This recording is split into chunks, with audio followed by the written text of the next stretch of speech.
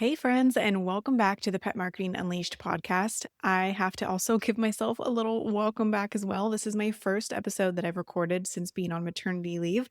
I'm super excited to be back and recording. It feels a little weird to be sitting in front of the mic again. It's been a while, but I'm so happy to be back talking to you guys about the topic that we're going to talk about today because it is so important and timely, and I really hope that you find it valuable.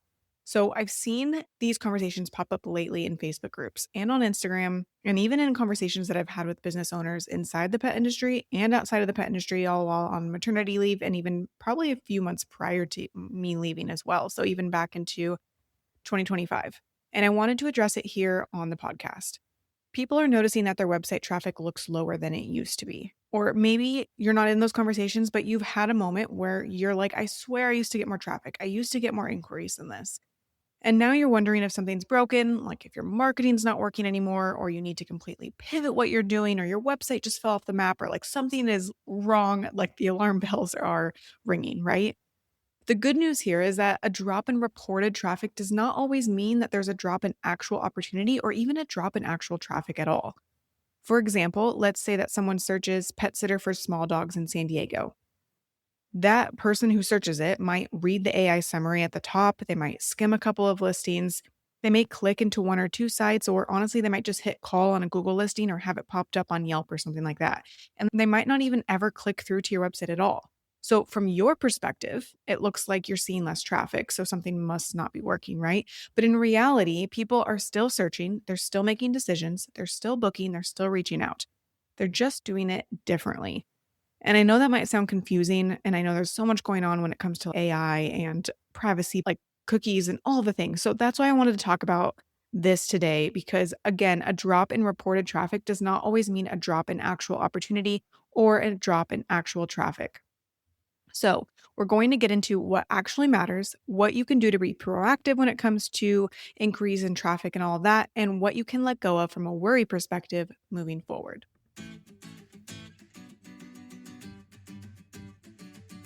Welcome, Petpreneur, to the Pet Marketing Unleashed podcast. I'm your host, Michaela Vargas, founder, designer, and educator behind Pet Marketing Unleashed. This podcast is all about growing your pet business without the stress. Here, you'll find episodes packed with actionable tips and advice for streamlining your online presence, avoiding burnout, and onboarding new clients while you're away from your desk or out with the dogs. So pop in those earbuds and learn stress-free marketing and website strategies with me while you head out on your next dog walk, pet sitting visit, drive to your next session, or just wherever your pet business takes you next. Let's dive in. Let's start with this. Not everything you're seeing is accurate anymore. One of the biggest reasons that your traffic might look lower is because the tracking itself has changed. Between cookie restrictions, like the little cookie pop-ups on websites for like analytics and tracking, privacy updates, and how browsers actually handle your data now, you're not getting the same level of visibility you used to, or at least you're not seeing all of the data that's actually happening in real time.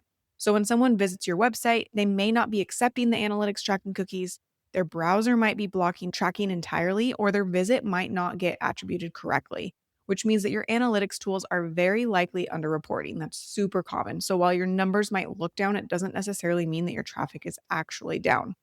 But then we do also have AI, and that's changing how people are searching. And this one is a big one, clearly. It's been like the talk of the town for a while now. Everyone's talking about AI and ChatGPT and all of that fun stuff.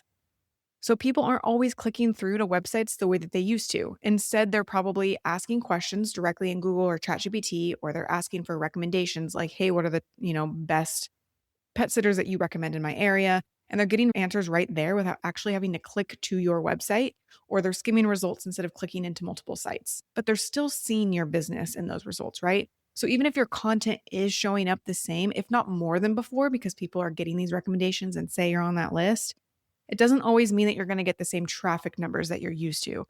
And that's an important thing to consider, because this does not mean that people are not taking action with your business, or at least that like your business didn't have the opportunity to present itself as a potential option or solution to the search, right? They still may, after they're searching, go back to Yelp or Google and hit call. They might look you up directly. They might head into your location if you're a brick and mortar like doggy daycare, for example. Or they may just reach out in a completely different way, message you on Instagram, but maybe originally first finding you in ChatGPT or AI search. So This can originally look like a traffic issue, but it's not necessarily a visibility issue. Those are two different things. Just because your traffic might look like it's going down, it doesn't mean that your visibility overall is down. It's essentially just a changed climate of how our analytics and our website traffic works in this new day and age. Without knowing this information, this is where a lot of people panic and they spiral thinking like, my SEO isn't working anymore. I'm not showing up. My site isn't working. No one's seeing me. Websites are dead, like all of that. And that's simply not true. What's changed is the way that people interact with search results, and it's evolving, and we need to be able to adapt to that and understand what our numbers mean. Speaking of which, let's get into your website and your copy, because your copy is a likely scenario where traffic being down is something to actually look at. In fact, I would argue that the quality of your content matters more than ever right now. A lot of websites, particularly in the pet industry, have copy that's super vague or oversimplified. It doesn't clearly say what you do, who it's for, or where you're located, and they're not speaking to a specific type of client. And when that happens, especially right now with AI, you're less likely to show up in AI-driven results. You're less likely to match what people are actually searching for, and you're less likely to connect with someone once they land on your site. You got to connect with them. Otherwise, they're not going to reach out, right? So even if someone does find you, they aren't really clicking around on your website. They're not inquiring. And again, while this feels like a traffic issue, it could really just be a messaging or a copy issue. We have to remember that AI is way more experienced and nuanced, and they can really dig into specifics than Google search has ever been before. So it's no longer good enough to just be like, hey, we're dog walkers in San Diego. You have to speak to who you want to work with. And it's likely that someone who's using AI and searching for recommendations will have a software that already knows a lot about them and understands like, hey, they have a small dog with anxiety and they're a busy professional with long days of shift work.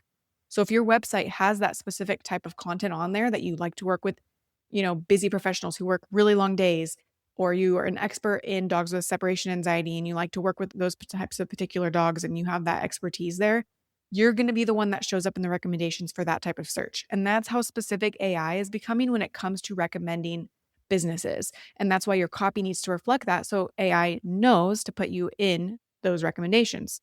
So similar to your copy, your SEO foundations really need to be on point and specific as well in order to show up properly to the right people asking questions.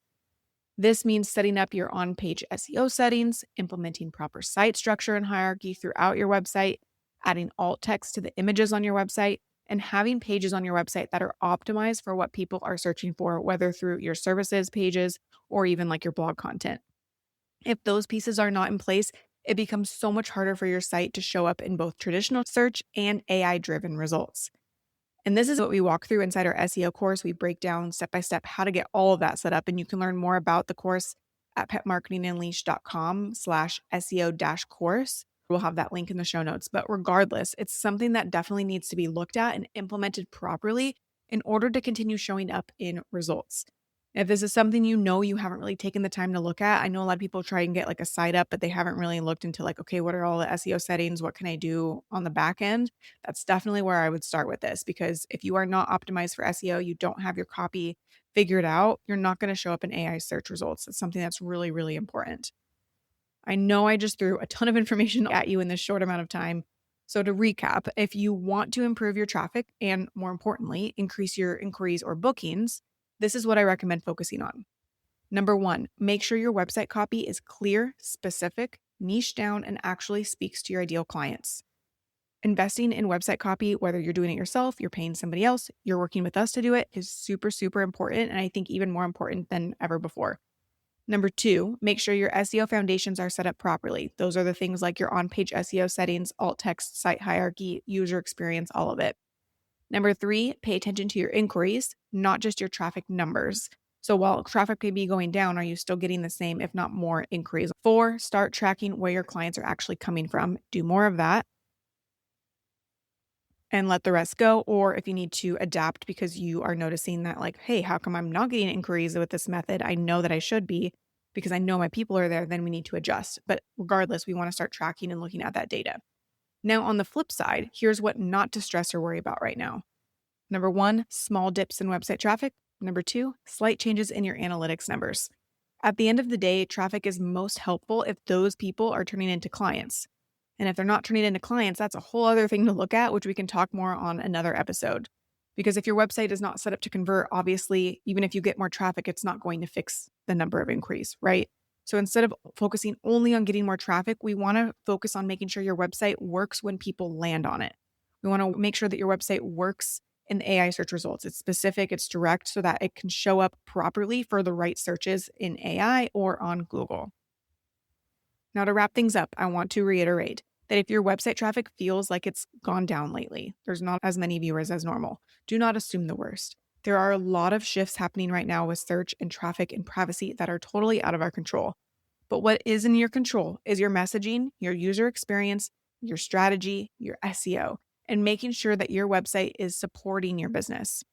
And again, if you want to go deeper with the SEO side of it, please check out our SEO course. We really created that for those who are new to SEO and they want to master it themselves, because you totally can. Or if you're like, all right, my website is just not hitting the mark right now, you don't want to start from scratch, check out one of our website templates. The links for both of those are in the show notes, or you can just head to our website at petmarketingunleashed.com.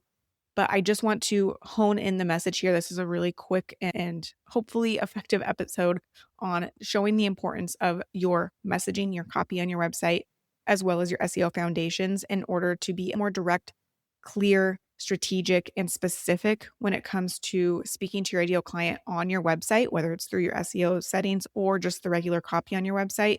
We really want to get more specific and niche down to who you want to be working with, because if somebody's just searching for best pet sitter in your area and you're just like, hey, I'm a pet sitter, you're not going to show up in the results unless you are already number one and you already have a ton of traffic and all of that. So for those of you who are experiencing this small dip in traffic, don't stress.